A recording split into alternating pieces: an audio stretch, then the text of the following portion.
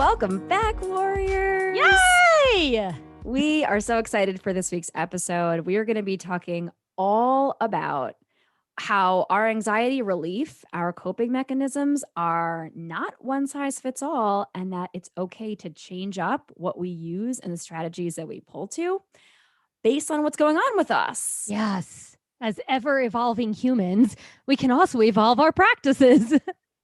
Yeah, right. Especially if whatever we're going through in the moment isn't being soothed by whatever it is we're used to doing. Yeah. And I think this is sometimes a tricky concept. I know for me too, sometimes I'm like, we were chatting before we recorded a little bit about how it's like, I'm so used to doing this one thing. And when it doesn't work, sometimes it's like, wait a second, I have even more anxiety now. Yeah. What's going What's on? wrong with My me? tools. What's My wrong tools with this are thing? Yeah.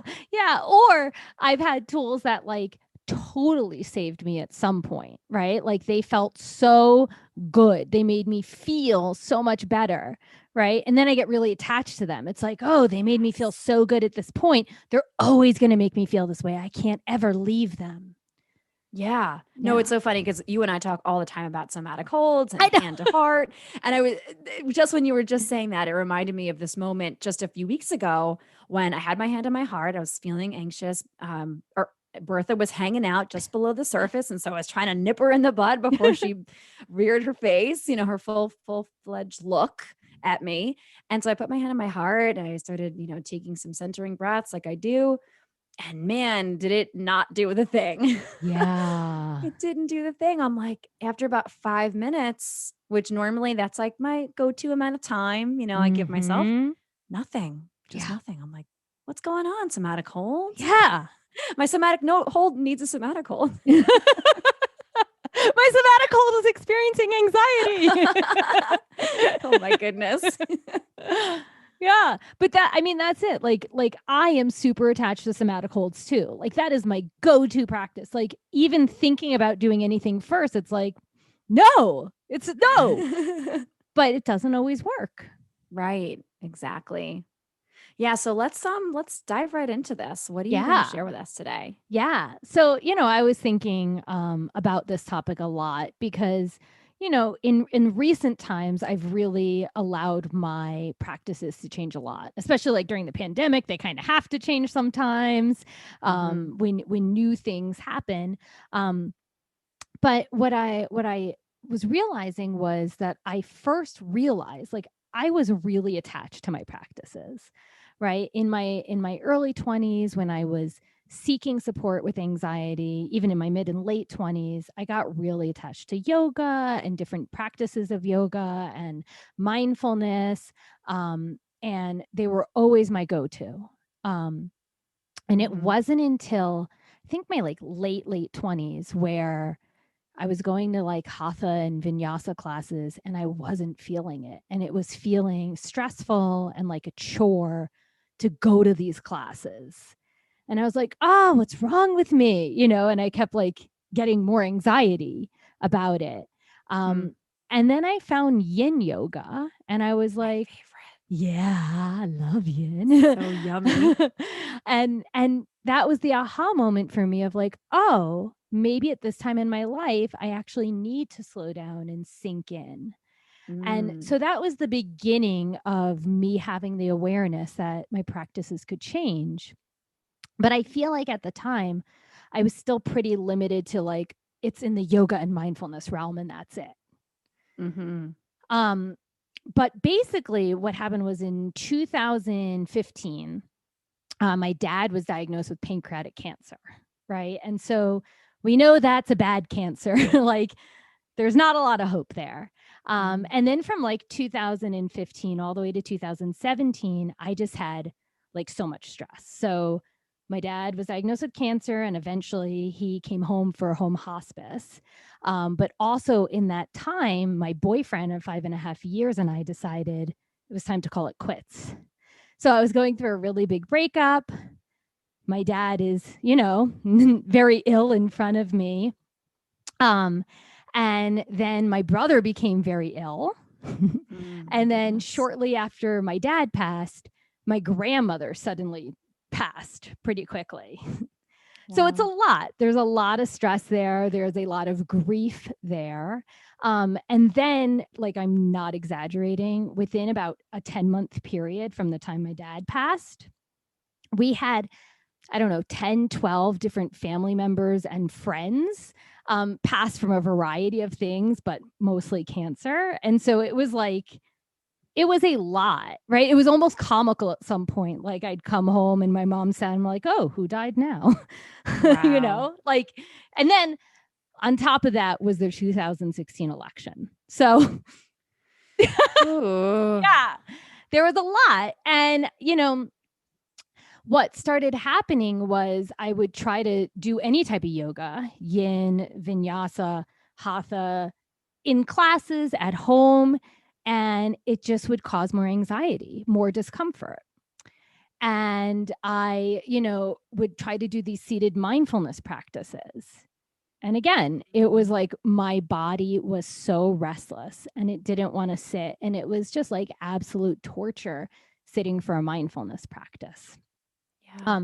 And then on top of that, I didn't really feel much support from my like yoga community or my mindfulness community during this time. Like, there's a few people that definitely stuck out or stick out in my mind, you being one of them. Lauren Buckles, our first guest, being another, Raina being another, and a few others. I love you all if I didn't mention you.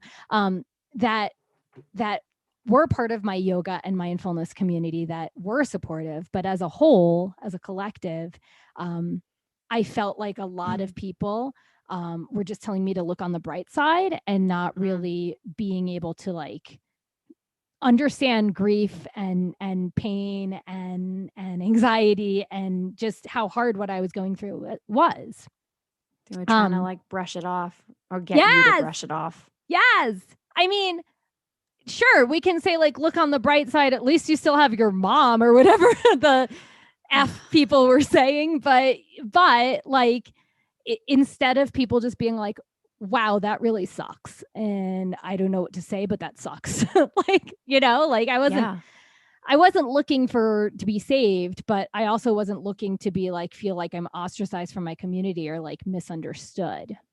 Yeah. Especially a community that should be known for embracing and having more compassion towards Holding humans. space, Yeah. I mean, like, slightly off topic, but I remember when I was speaking to someone in the community saying that I had to go home because it was like right before my dad was admitted to home hospice and he had an infection in the hospital, and I was really nervous and really worried, and I was telling them I wouldn't be able to make it for work and stuff, and they were like, feel the bottoms of your feet.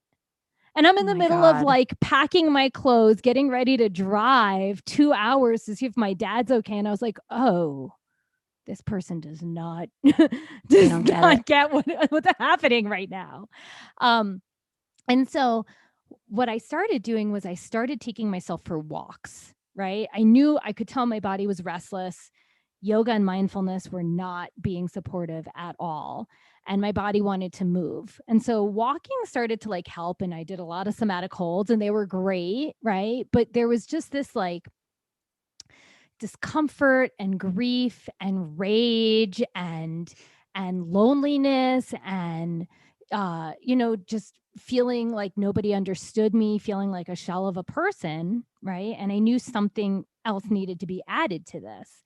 And I remember seeing an ad for an I Love Kickboxing class where for like $9.99, I would get 3 classes and a free pair of gloves, right? For under $10. Like, who doesn't want to try that? And like, I have never been a cardio person.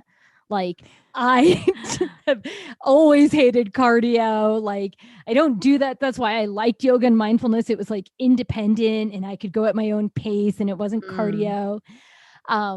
And so I was like, okay, like, this is uncomfortable, but this is new. Who knows? This might help.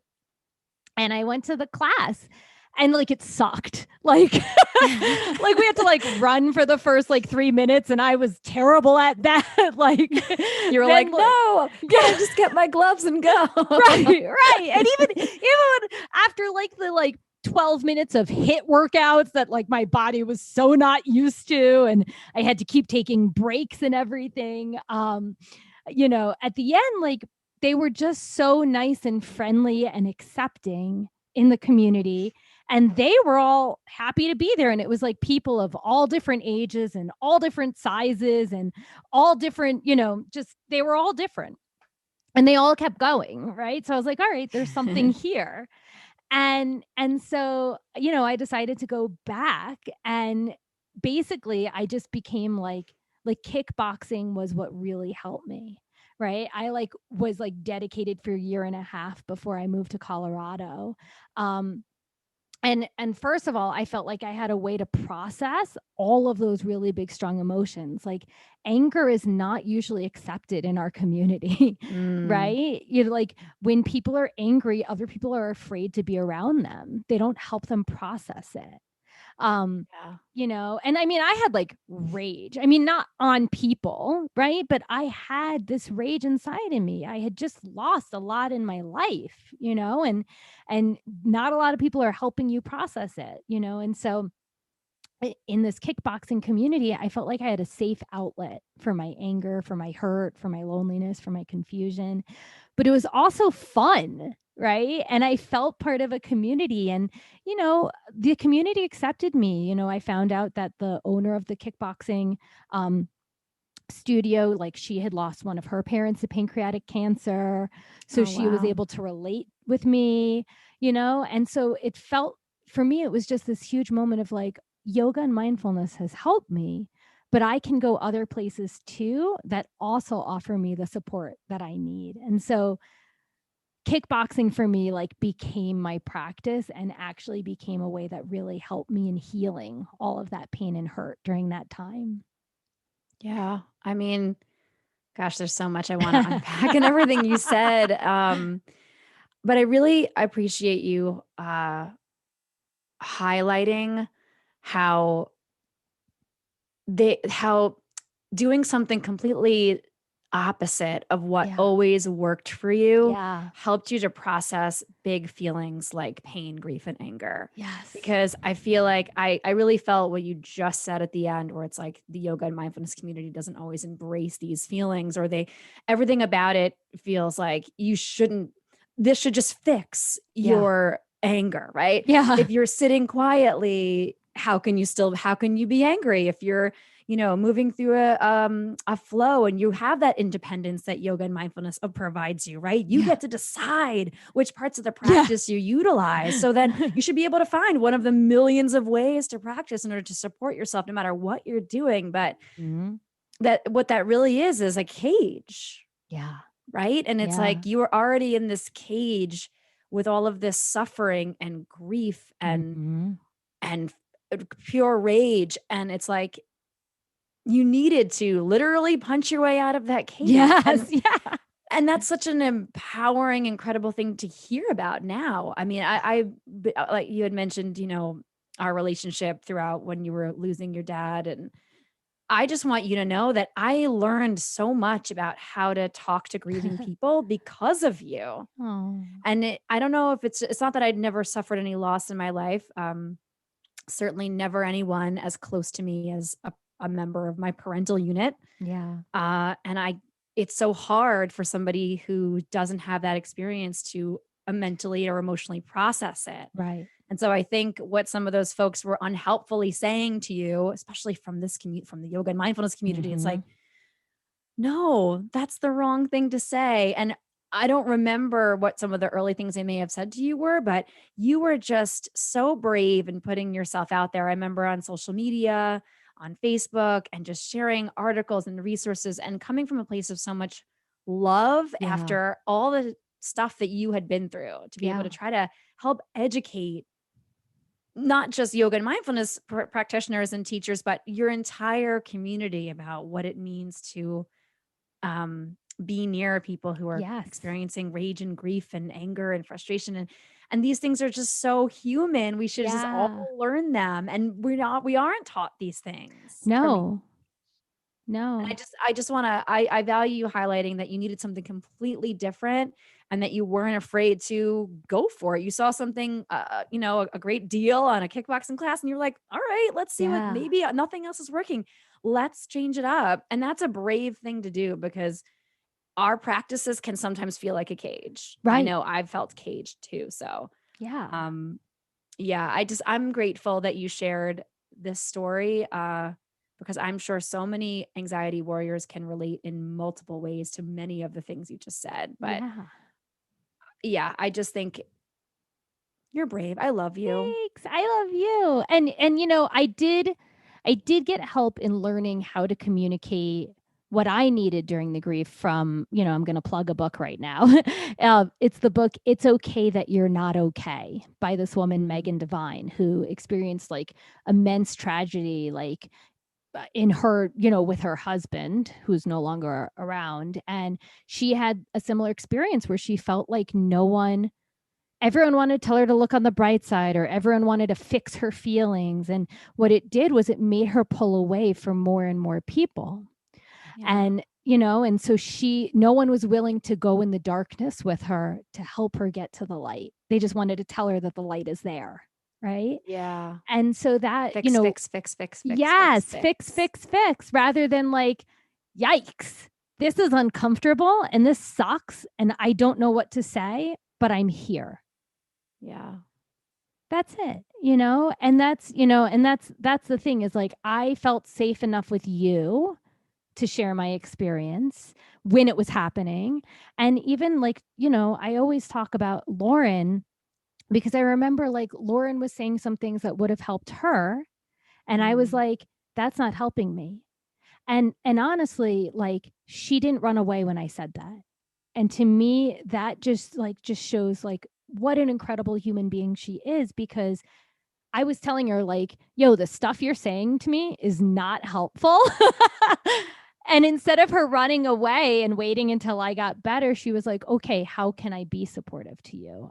I'm saying these things because I want to help you. right. Or she could have reacted in a completely different, I mean, obviously she reacted correctly, but she may have been angry or scared to keep talking to Yes. you Right. even or to Right. keep listening, right? She may have been completely shut off to being in your life at all after Right. that. And so not only was she there for you in as a compassionate ear, she was able to take the sort of slap that you offered her, rightly so maybe, right? Because it is an act of immense bravery to say to someone too, what you're doing right now isn't helping. And Yeah. it's like the people pleasers in us, right? We just want to be like, okay, this person doesn't get it, but I'm just going to nod my head and get the F out of this conversation. Yes.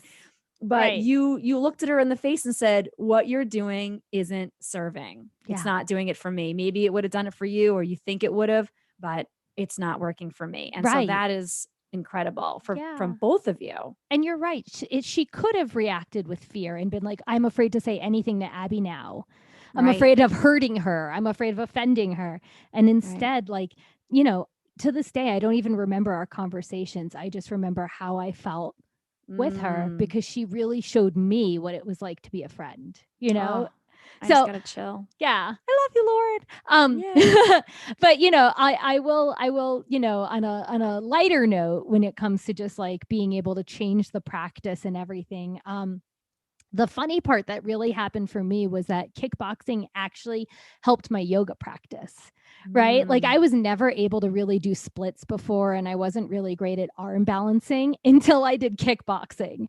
And then I was doing splits and I was doing arm balancing. And I felt really strong in my body. Um, and it also allowed me to be able to have my seated practices again, because I was able to process out those emotions. And also, like, it made me realize that when I change my practice, like, I'm not cheating on the other practices. Like, I'm not like, screw you, yoga and mindfulness. Like, I'm gonna, I'm be with kickboxing now. Like they all, like, they're all tools there for me. And like, I have the yoga and mindfulness tools, and then I can still be gaining new tools through new practices as well. And so that was something that, like, was a real aha moment for me at the end. It was like, it's all yeah. just gaining more and more tools for different situations. I love that you're like, I'm not cheating on you, yoga. I know. I'm just shelving you for a little bit. Yeah. We're still cool. We're cool. We're But good. We're good. It's I fine. need something else. It's not you, it's me. Oh my goodness. So this is amazing because this was one of the reasons why we wanted to have this conversation for this episode, because we do share a lot of practices that are related to yoga and mindfulness because they've changed our lives in so many powerful and important ways. And we are endlessly grateful, and they show up.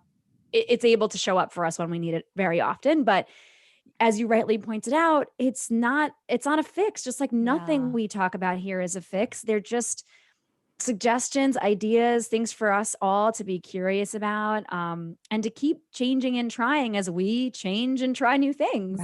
Right. And change is hard. And I will say really quickly that because of you too, and like we do a lot of each other's stuff. It's like, because we respect each other so much. It's like, all right, Abby's doing that cool thing. Or I know you said to me, like, Margot, I like the way she dresses, or she tries new things or whatever. And so like we wind up trying each other's stuff out. And I remember you were like, try kickboxing. Like they have franchises all over. I was like, okay, sure. And I went to a local kickboxing class, and which was a total ripoff. You told me how much they were charging. Yeah. That was crap. Disappointing. So much money. That's why when I said to you, I'm like, how do you afford this? Like, yeah, it's like you have some kind of crazy side hustle I don't know about, because man, this is expensive. Cheaper upstate. Oh yeah, right. So there's that. There's that. Everything's more expensive downstate New York, Long Island, the city, the boroughs. Yeah. But I absolutely hated it. But what I will say was that I saw what you said about the community and the women and men in there. I think it was mostly women. There might've been one or two men, were very encouraging of me. And like you said, the first time you went, you were like, I don't love HIIT cardio either. I've gotten a lot stronger from something completely different this last couple of years, but not kickboxing. But I did feel like, okay, I could belong here if I wanted to, right? And these women and men were very like, they embraced the fact that I was struggling, and they were like, that was me 6 months ago. You got this. Like, helping me up and giving me tips. And I felt, but to me, it gave me more anxiety. I literally was like running to my car afterwards. And I'm pretty sure I tossed the free or cheap gloves like into my trash, like with like a full arm swing, like whoosh, like right in the garbage. No, thank you. And I told you, and you were like, okay, well, you tried it. That was it. And that's awesome, right? Is that you tried it. That is so awesome. So yes. Yeah. Well, either way, we're big proponents of going out there and trying stuff, seeing what works for you, see what feels good. And thank you again for sharing all that stuff. It can be really heavy, but this is important. Yeah. This is important. This is important for everyone out there listening to know that your rage is completely acceptable. Right? Your fear, your grief, your anger, your frustration, these are normal human emotions that are acceptable. Right. And if we don't give them a chance to be expressed or run through us or whatever it is, then what's happening on the inside? Yeah. Yeah. Oh my goodness. Sparkle. Yeah. I love you. So let's hear your story about when your practices needed to change or didn't work. Yeah. So, for me, it's a little bit of what you said about because yoga is very, it's very individual. It's very in your body. It's often very slow or at least super mindful, right? You're moving with intention. And so I noticed, and this was mostly reflective, that growing up and through my early 20s, even when I had my aha moment, when I had that panic attack at the end of my freshman year, that final exam, and then I found yoga, my anxiety lives like above me, right? It's like the highest of the highs. And it's like the heart pounding, I have too much energy in my body and I don't know what to do with it sensation that always lived. And that's always how I kind of related to my anxiety. When I would notice that, like, I would feel like it was floating above my body, that, okay, you're experiencing anxiety in the body.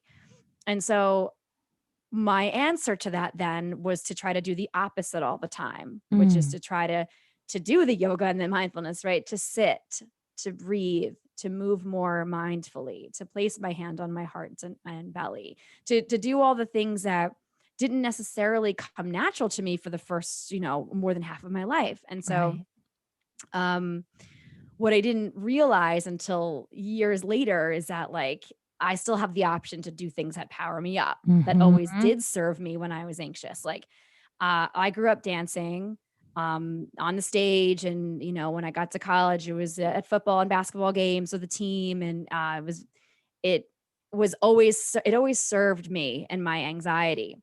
And I kind of let it go after college. Huh. And it wasn't because I didn't want to dance anymore. It was just because there are less opportunities for adults to dance, Yeah. sadly. Yeah. Or, there are some opportunities, but they feel, I don't know. I don't want to say they feel sad. Like I've been in some great adult dance classes, like really, truly great. But the community's different Yeah. and everyone has their adult lives. And so everyone kind of Mm-hmm. goes home afterwards, and, you go back to, the everyday. And so, anyway, that's kind of an aside, but keeping that in mind, right? I kind of let go of this powering up notion. So Mm-hmm. when I would feel like I needed to ground myself or center, when I would feel me floating above my body with anxiety, it was like, okay, Margot, you better sit quietly and breathe. Otherwise, you're not going to be able to get through what you need to get through. And so this story is about when I was going to give my very first professional development out of school.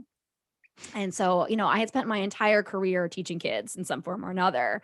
First as an early childhood educator for a decade, and then as a kids yoga and mindfulness teacher for the past 7 years. But I'd never felt super comfortable being alone in a room filled with only adults and what Mm-hmm. it meant to lead and support them. Yeah. Um, and so even though I was very passionate about bringing the work that served me to the people that are going to be serving kids, the teachers themselves, I was super, super anxious about this experience.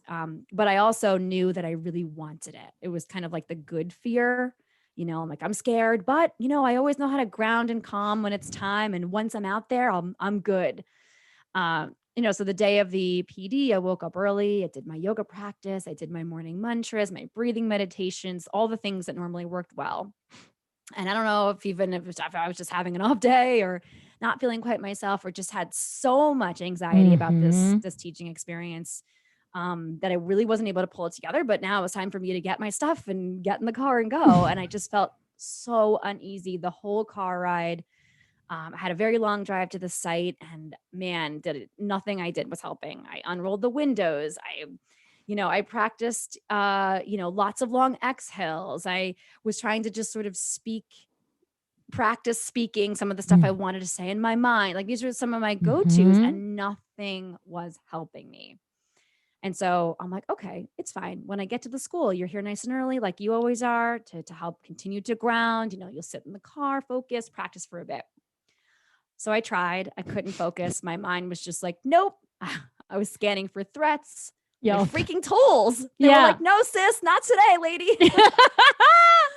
And that's when I knew, I'm like, okay, I need something else, right? Typically, that being quiet and sitting in the peaceful and serene environment is what gets me grounded and feeling safe. But I was like, now I'm getting close to the time. I got to get in there soon. Mm-hmm. I only have a few minutes here. Like, what am I going to do? How am I going to get myself ready emotionally and physically? And so I pulled up my favorite song. I was like, it's time for me to do the exact opposite of this. I pulled up my favorite song, and I went like that in the car. Just like, Yes. I was just like pounding on the wheel and like screaming and singing my heart out. I was like swinging my arms. Like, I should preface and say that I moved my car to a quiet spot in the lot where there was I was gonna nobody ask parked, about so I could do where you it were. without looking like a total psychopath. But I blasted this song, and for like 3.5 minutes, I just let her rip, literally.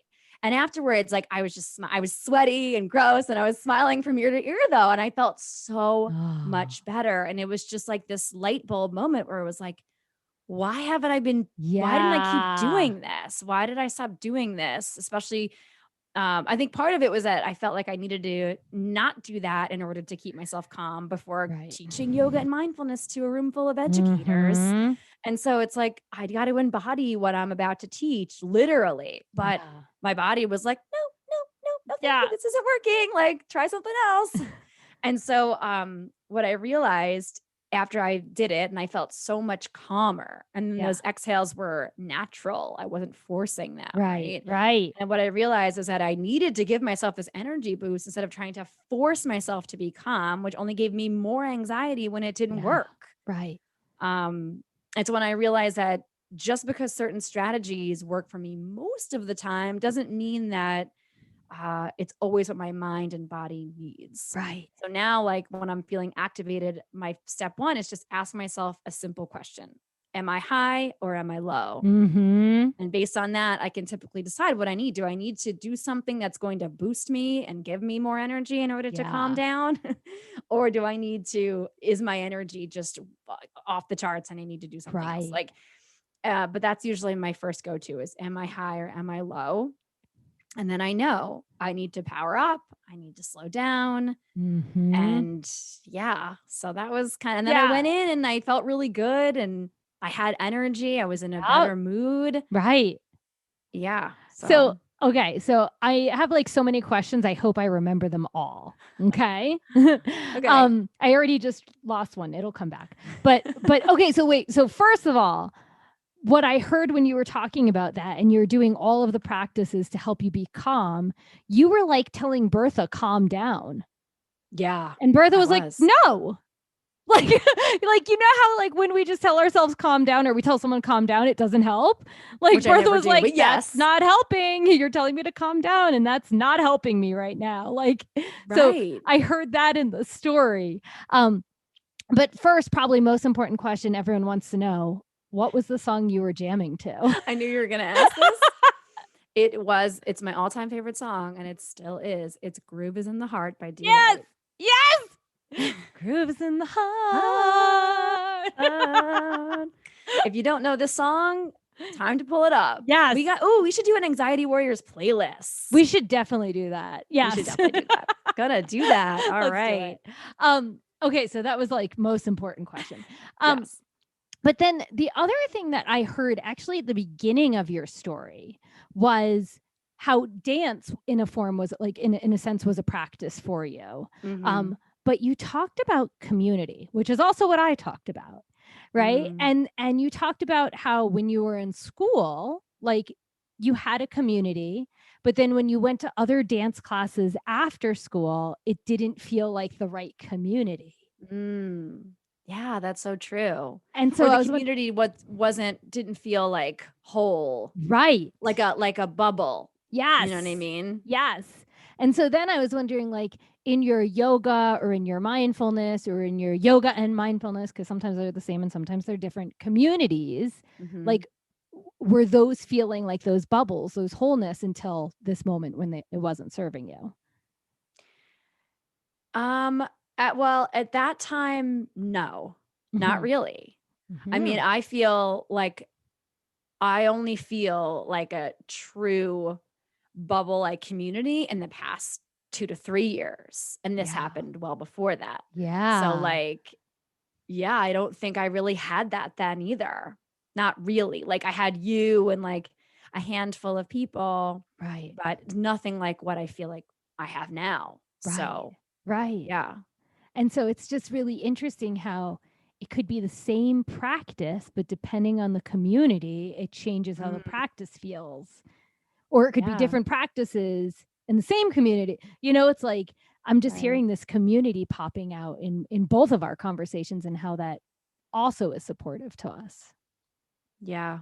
No, totally. I didn't really put that together. I didn't consider that community might have played a role Yeah. in what I needed or didn't need at the time. Yeah. But I just think it's so energizing to and empowering to reflect on this stuff because in all of our years practicing one thing or another, trying to help squash that anxiety when it comes up, Yeah. it can feel really cagey.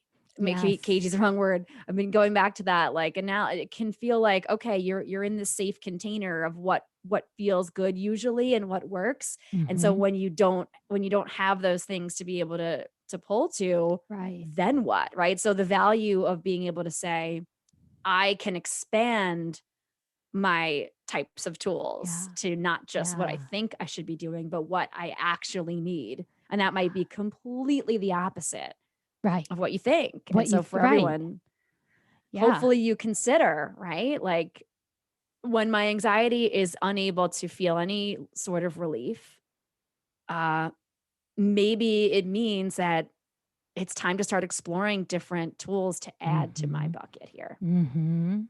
Yeah, I love that. And I love the dancing because also like you do dance it out Wednesdays and it's I like do. yeah, like sometimes that's what you have to do. You just have to dance it out. It doesn't even have to like you're a great dancer. It doesn't even have to look great, right? Like No. just move your body to some music that brings you joy. Yes. Yeah. You And know, that's the practice. it's funny because just now I was thinking about how like what I did in my car was like what Dwight does back to the office, right? Dwight like gets, if anyone out there is an Office fan, Rainn Wilson plays Dwight Schrute and he sits in his car before a big sales call and he's Yeah. just like playing air guitar and just like banging his head on the wheel or the seat behind him. And he's doing, when he's not in the car, he's doing like wild kicks and he's just fully embracing like letting go, Yeah. right? And like sometimes you feel so much tension in your mind and body from the anxiety that Mhm. you're literally holding Yeah. and Right. pausing and being still, right? Like you said about you were trying to do all those different forms of yoga and sit and do a mindfulness practice and your body was like, Nope. lady, hello, I don't need any of this right now. Yeah. You are not listening to me. Yes. Yeah. And so sometimes you just need to let go, literally let go of what Yeah. you are holding on to as like what your should be Right. practice should be. Let it express itself. Yeah. Yeah. I love Love that. it. I love that your practice is like the Dwight. Like He is my favorite character. Oh, Oh my goodness. gosh. All right. So I am very excited for this one of the week. Margot teased me before we started recording, but she wouldn't tell me what it was. And I said, how am I going to pay attention to our podcast when You all I'm did thinking it. about is, what is it? Yeah, I did do it. Yeah. You did it. You did great. So the win of the week is from me this week. And my husband Adam and I just got back from our anniversary trip. We went to Puerto Rico for a few days. Our anniversary was July 2nd. So now you know around when we're recording this. And we choose our seats very carefully. Now, we like Mhm. to sit in the middle and the aisle, right? Oh. Obviously, we like to sit together. Mhm. I don't like a window seat. Adam doesn't like a window seat because we both feel a little bit claustrophobic in that spot. Mhm. Um, and I'm a little bit of an anxious flyer, so I don't love the window. Like if I am stuck in a window seat, the blinds are up. No one's looking outside. I need to be pitch black. I don't want to see anything. I'm good. And so we very intentionally only pick a row where we can be in the middle and the aisle seat. And then we share on the way there. Mhm. Usually one of us takes the aisle because we both want the aisle, right? But we have to share. And so cooperation, people. I love the part like you said twice, but we have to share. We have to share. He feels the exact same way. We have, it's part of our agreement, Mhm. right? It's just like, okay, we both want the aisle, but we can't both have the aisle. So one of us has the aisle on the way there and the other one gets the aisle on the way back. And so on the way home, I had the aisle seat and I was very excited about it because that's my seat. That's where I want to Yeah. be anyway. And so, we got on the plane, we were settled in our seats and a party of 4 or 5 got on like last minute and they had their seats sort of like sporadically around us. And Mhm. so one of the women was going to be sitting in our row in the window seat. There was a woman in front of me, a woman to my left, so on the other side of the aisle, Mhm. and then a woman, to my left, but one row behind. And so Adam and I got up when they came over and she said, oh, and when they realized that all of them were on the end except for this Mhm. one woman who was going to be in our row, she looks at me and she goes, can you switch? And without even a breath, I go, no. Yes. Like I didn't even like afterwards. Adam was like, we laughed our butts off about it because I there was no hesitation. I was Yes. just like, No. And actually, the woman and all of her friends, who were awesome, by the way, all cracked up laughing. They all thought, and the one woman was like, "Oh, it's a no." Like she was like, we've talked about how when people say no and they say it firmly, how impressive it can Mhm. be. And so I felt really strong in my body in that Yes. moment. And the fact that I didn't even allow the people pleaser part of my brain to Yes. come forward. I was Right. just like, no, like you can't have my seat. And I said, and I even followed it up by saying, we chose these seats very intentionally. And that Mhm. was it. It was completely respected. She went to her window seat and passed out. And, that was that. But that was such a huge win for me because, Yes.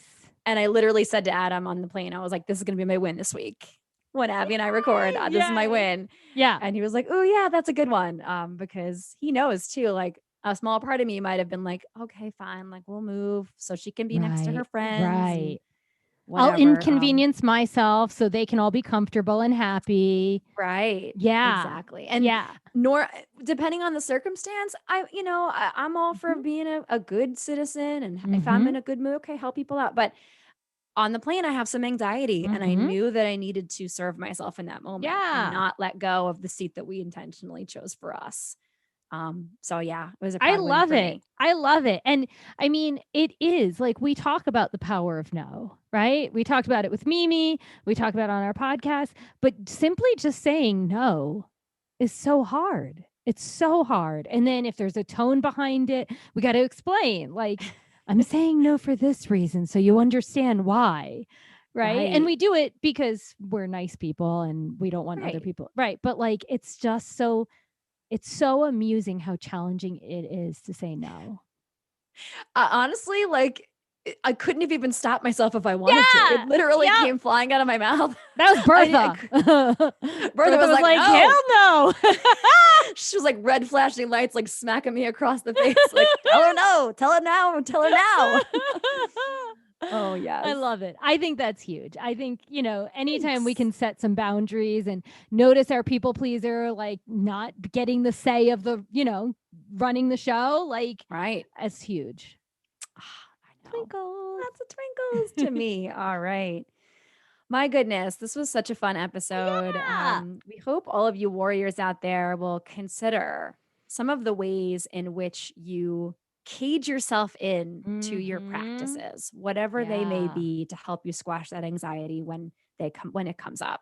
Yeah. And so, reflect upon this week some of your usual stuff, your go-to practices that feel really good most of the time, and then think Mhm. about, well, maybe it might behoove me to add some things that might be the complete opposite of that, or just Yeah. something different that may work just as well, if not better, Right. depending on the circumstances Maybe that there's you're in. something that you've wanted to try that you've been stopping yourself from doing.